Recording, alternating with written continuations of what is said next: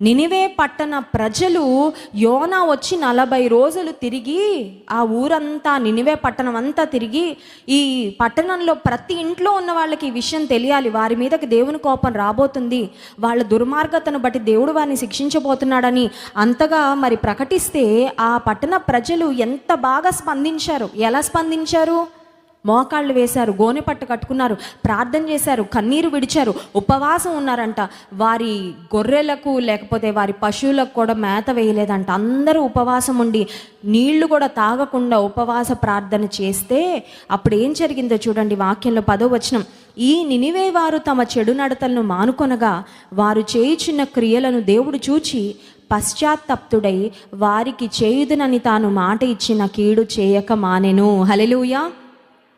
మా వాడు దుర్మార్గుడండి, నరకానికి తప్ప ఎందుకో పనికిరాడు, వాడు నరకం నుండి తప్పించుకోవడానికి మార్గం